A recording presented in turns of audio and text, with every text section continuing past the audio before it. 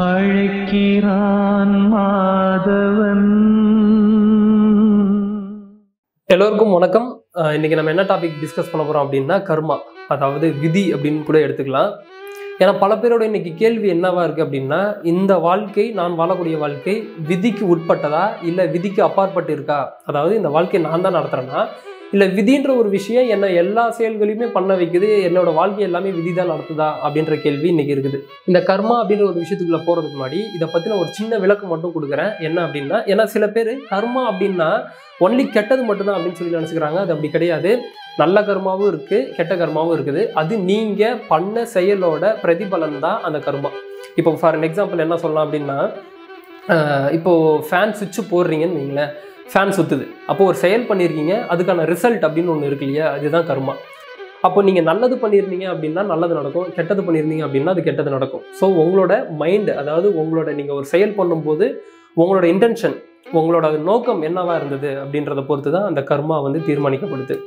அப்போ இந்த விதியை பற்றி சில பேர்கிட்ட கேட்டோம் அப்படின்னா, ஒரு பார்ட் ஆஃப் த பீப்புள் என்ன சொல்கிறாங்கன்னா, இங்கே எல்லாமே விதி தான், இங்கே நீங்கள் எதுவுமே நீங்கள் பண்ண முடியாது, எல்லாமே விதிக்கு உட்பட்டு நடந்துட்டுருக்கு, எல்லாமே நீங்கள் வந்ததுபடி தான் நடந்துட்டுருக்கு அப்படின்னு சொல்லி சொல்கிறாங்க.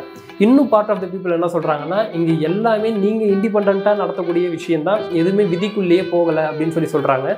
இதில் என்னோட வியூ என்ன அப்படின்னா, இவங்க 2 பேர் சொல்கிறதும் உண்மை தான்.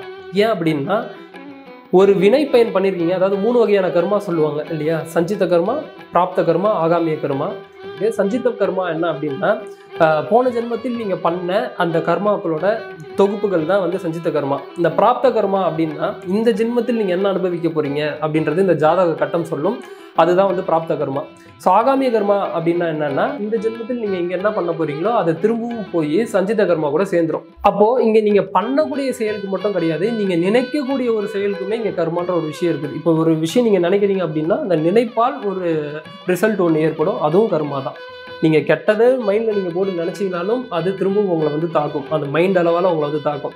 செயல் மூலமாக பண்ணுறீங்கன்னா அந்த செயல் மூலமாக உங்களை வந்து தாக்கும். ஸோ நீங்கள் எப்படி பண்ணுறீங்களோ அது ரிட்டர்ன் உங்களுக்கு கிடைக்கும். மைண்ட் அளவால் நீங்கள் ஒருத்தர் கெடுதல் நினச்சாலும் அந்த கெடுதல் திரும்ப உங்கள் மைண்ட் அளவாலேயே வந்து உங்களை தாக்கும். நீங்கள் ஒருத்தருக்கு செயல் மூலமாக ஒரு கேடு விளைவிச்சிருந்தீங்க அப்படின்னா, அந்த செயல் மூலமாகவே மற்றவங்க செயல் மூலமாகவே உங்களுக்கு திரும்ப ஒரு கேடு விளைவிக்கும். அப்போ நீங்கள் ஒரு நல்லது பண்ணியிருந்தீங்க அப்படின்னா திரும்ப நல்லதாக வந்து உங்களுக்கு அமையும். அப்போ உங்களுக்கு மனதளவால் நீங்கள் ஒருத்தர் நல்லது நினச்சிருந்தீங்கன்னா அவங்களும் மனதளவால் உங்களுக்கு நல்லது நினைப்பாங்க. அந்த டைமில் உங்கள் மைண்ட் ரொம்ப பீஸ்ஃபுல்லாக ஃபீல் பண்ணும். ஸோ இதுதான் வந்து கர்மா அப்படின்ற தியரி. இந்த வீடியோக்குள்ளே போகலாம். இப்போ உங்களுக்கு ஒரு 2 வீடியோ ஷோ பண்ண போகிறேன், அந்த வீடியோ பாருங்க.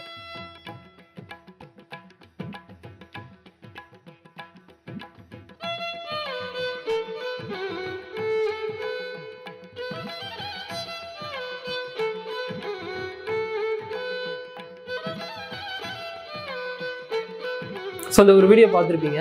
இந்த வீடியோவில் பார்த்துருந்தீங்கன்னா தெரிஞ்சிருக்கும், இந்த இடத்துல ஒரு வண்டி வச்சுட்டு உட்காந்துட்டு இருக்கிறாரு, ஜேசிபி வருது, கார் குறுக்கில் வந்து தடுத்து அந்த வண்டியும் அவரையும் ஓரமாக தள்ளி விட்டு நடுவில் இந்த கார் ஆக்சிடென்ட் ஆகுது.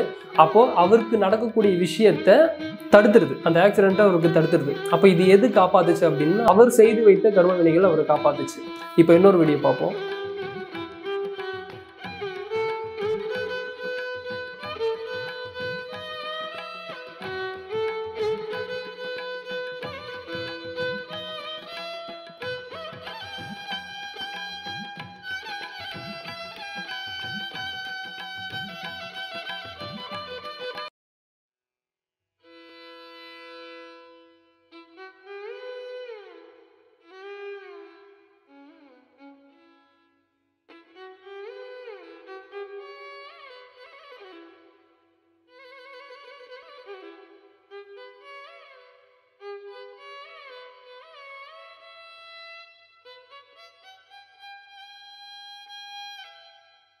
ஸோ இந்த வீடியோவெல்லாம் பார்த்தீங்க. இதில் பார்த்தீங்கன்னா ஓரமாக போயிட்டு இருந்த ஒருத்தவங்க மேலே வண்டி ஏறுது, சம்மந்தமே இல்லை, தெரியவே இல்லை அவங்களுக்கு இந்த மாதிரி ஒரு விஷயம் நடக்க போகுதுன்னே தெரியாது. அப்படி இருக்கும்போது போய் வண்டி அவங்க மேலே ஏறுது. ஸோ இந்த மாதிரி ஒரு விஷயமும் அவங்களுக்கே தெரியாமல் ஏதோ ஒரு நேரத்தில் ரோட்டில் கூட அவங்க போல ஏதோ யதார்த்தமாக போயிட்டு இருக்கிறாங்க, அவங்களுக்கு வந்து அந்த மாடு இடிக்குது.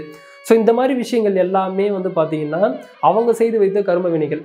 அப்போ சில பேர் கேட்பாங்க, பிறந்த உடனே ஒரு குழந்தை இறக்குது, ஒரு கடவுளுக்கு கண் இல்லையா அப்படின்னு சொல்லி கேட்பாங்க. அதெல்லாம் நம்ம கெஸ்ஸே பண்ண முடியாது. ஏன்னா இங்கே பண்ணப்பட்ட ப்ரோக்ராமிங் அந்த மாதிரி எந்தெந்த நேரத்தில் யார் யாருக்கு எப்படி எப்படி கொடுக்கணுன்றது அவங்க ஆல்ரெடி தீர்மானிக்கப்பட்டது, இந்த இயற்கை தீர்மானிக்கப்பட்டது. இதுக்குள்ளே நம்ம அந்த கணக்கு போடவே முடியாது. ஸோ இந்த கர்மான்ற ஒரு விஷயத்தை மட்டும் பார்ப்போம். இந்த மாதிரி ஆக்சிடென்ட் டைமில் போய் தப்பிச்சவங்க அவங்க அந்த நற்காரியங்களை செஞ்சுருக்கிறாங்க. ஆக்சிடென்ட் அளவுக்கு போய் தப்பிச்சவர் அதுக்கான கர்மா பண்ணியிருக்கிறாரு. அது என்னைக்கோ பண்ண அந்த வினை பயன் இன்னைக்கு அவரை காப்பாற்றிருக்குது. அப்போ என்னைக்கோ ஏதோ ஒரு தவறு பண்ணியிருக்காங்க, அந்த தவறு, அந்த வினை பயன், அந்த கர்மா இன்னைக்கு அவங்களோட உயிரை எடுத்திருக்கு. அப்போ என்னைக்கோ ஒரு பண்ண கர்ம வினையோட பயன் வந்து, நல்லது பண்ணதோட கர்ம வினை பயன் வந்து இன்னைக்கு அந்த ஆக்சிடென்ட்ல இருந்து அவரை வந்து காப்பாற்றிருக்கு. இந்த வீடியோவில் பார்த்தீங்கன்னா அவங்க என்னைக்கோ பண்ண அந்த கெட்ட செயல் வந்து இந்த இடத்துல அவங்களோட உயிரை எடுத்திருக்கு.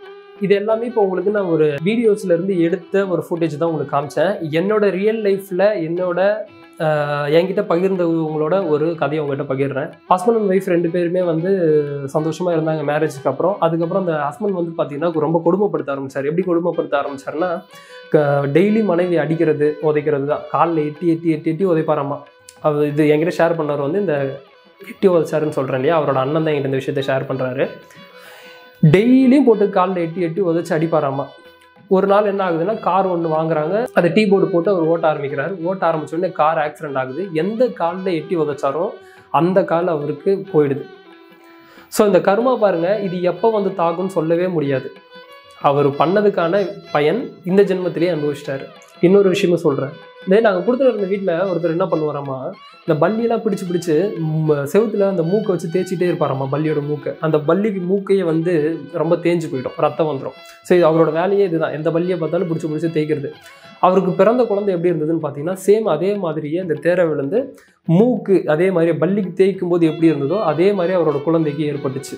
அதை பார்த்து இவர் வருந்தக்கூடிய அளவுக்கு, அந்த மனம் வருந்தக்கூடிய அளவுக்கு, அதாவது அந்த ஒரு பல்லிக்கு தீங்கு விளைவிச்சிருக்கிறாரு. இந்த மாதிரி ஒரு குழந்தை பிறந்தாதான் இவன் அதுக்கு சஃபர் ஆவான் அப்படின்னு தெரிஞ்சு அப்படி ஒரு குழந்தையை கொடுத்துருக்கு. அப்போ அந்த குழந்தை என்ன பாவம் பண்ணுச்சு அப்படின்னா, அதுக்கான கர்ம வினையோட ஒரு பலன்களும் இருக்க தான் செய்யும். அப்போ அந்த மாதிரி குழந்தைய இவங்களுக்கு கொடுத்து இவரையும் அந்த கர்மாவை அனுபவிக்க வைக்குது. நீங்கள் ஏதோ சொல்லிட்டு இருக்கிறீங்க, அது ஏதோ எதர்ச்சியாக நடந்துச்சு, நீங்கள் ஏதோ அது கூட லிங்க் பண்ணி சொல்லிட்டு இருக்கிறீங்களா, இதெல்லாம் உண்மையா, இதை பற்றி வேற யாரும் சொல்லியிருக்காங்களா, இதுக்கு எதுவும் மேற்கோள் காட்ட முடியுமா அப்படின்னு சொல்லி கேட்டிங்கன்னா, லைனாக அடுத்தடுத்து இதை தான் பற்றி பார்க்க போகிறோம். இசைஞானி இளையராஜா பற்றி எல்லாருக்கும் தெரியும். நான் கடவுள் படத்தில் ஒரு பாட்டு ஒன்று போட்டிருப்பாரு. அம்மையும் அப்பனும் தந்ததா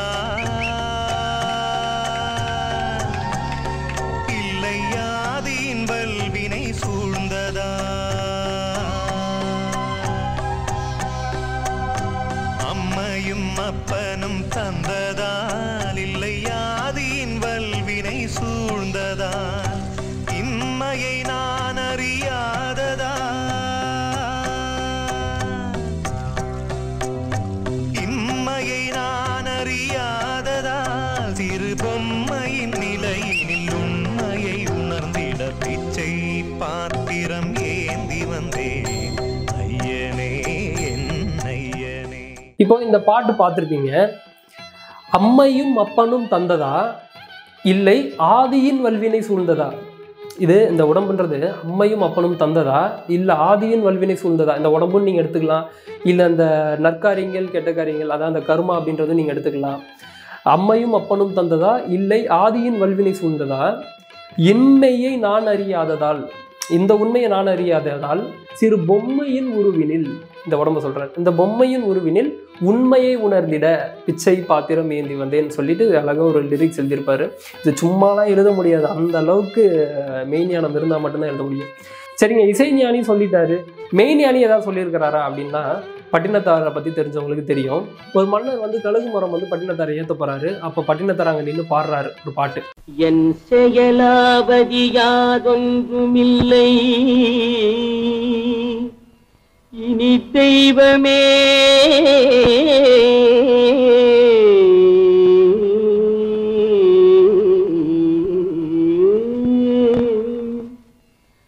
உன் செயலே என்று உணரப் பெற்றேன். இந்த உனெடுத்த பின் செய்த தீவினை யாதொன்றுமில்லை, பிறப்பதற்கு முன் செய்த தீவினையோ இங்கனே வந்து மூண்டதுவே.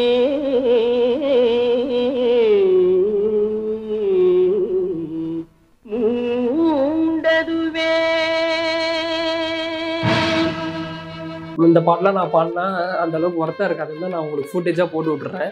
இதில் கவனிச்சிருப்பீங்க, என் செயலாவது யாதொன்றும் இல்லை உன் செயலே என உணர பெற்றேன். யார்? இறைவனை பார்த்து பாடுறாரு. என் செயலாவது, அது நீங்கள் இறைவன் எடுத்துக்கலாம், இயற்கைன்னு எடுத்துக்கலாம், நீங்கள் எப்படி வேணால் எடுத்துங்க, நீங்கள் கொடுக்குற பெயர் தான், சரிங்களா? என் செயலாவது யாதொன்றும் இல்லை உன் செயலே என உணர பெற்றேன். இந்த ஊன் எடுத்த, இந்த உடம்பெடுத்த பின் செய்த தீவினை யாதொன்றும் இல்லை பிறப்பதற்கு முன் செய்த தீவினையும் இங்கேனே வந்து மூண்டதுவே அப்படின்னு சொல்லி கேட்பாரு. அதாவது இந்த மாதிரி ஒரு கழுகு மரம் ஏற்ற போகிறாங்க. இந்த உடம்பு எடுத்ததுக்கு அப்புறம் நான் எந்த ஒரு கெட்டதும் கண்டிப்பாக பண்ணல. இந்த உடம்பு எடுக்கிறதுக்கு முன்னாடி நான் சில விஷயங்கள் பண்ணியிருப்பேன், அது எந்த ஜென்மத்திலையும் பண்ணியிருப்பேன். அதோட வினை பையன் தான் என்னை இப்போ இங்கே வந்து ஆட்கொள்ளுதா அப்படின்னு சொல்லி கேட்பாரு. இந்த கழுகு மரத்தில் என்னை ஏற்ற போகிறாங்களா அப்படின்னு சொல்லி கேட்பாரு. அப்போ வந்து அந்த கழுகு மரம் தீ பிடிச்சி எரியும். அதை பார்த்து அந்த மன்னர் வந்து மிரண்டுடுவார். என்னடா இப்படி ஒரு மகானா அப்படின்னு சொல்லிட்டு. அப்போ தான் வந்து அவர் பேர் தான் பத்ரகிரியார். மன்னராக இருந்தார். மன்னர் பதவி எல்லாத்தையுமே தூக்கி போட்டு பட்டினத்தார் முன்னாடியே திரும்ப கிளம்புறாரு. அவர் தான் வந்து பட்டினத்தாரோட சிஷ்யர் பத்ரகிரியார். இளையராஜா ஐயா சொன்னதையும் பார்த்தீங்க அப்படின்னா, பட்டினத்தார் ஐயா சொன்னதையும் பார்த்தீங்க அப்படின்னா, ஏதோ ஒரு ஜென்மத்தில் பண்ணது தான் இந்த ஜென்மத்தில் எனக்கு தாக்குதான்னு சொல்லி அவங்களோட கேள்வியே இருந்திருக்கு. யாரும் மேனியானோட கேள்வியே இருந்திருக்கு. அப்போது இந்த ஜென்மத்தில் நான் பண்ணல, போன ஜென்மத்தில் பண்ணது தான் இப்போ நடக்குதுன்றதை அவங்க உணர்ந்துருக்காங்க. சரிங்க, இந்த விஷயத்தெல்லாம் சொல்லிட்டீங்க, வேற எதுலையாவது இருந்து மேற்கோள் காட்ட முடியுமா அப்படின்னா திருக்குறளில் இருக்குது. ஒரு திருக்குறளாக பார்ப்போம்.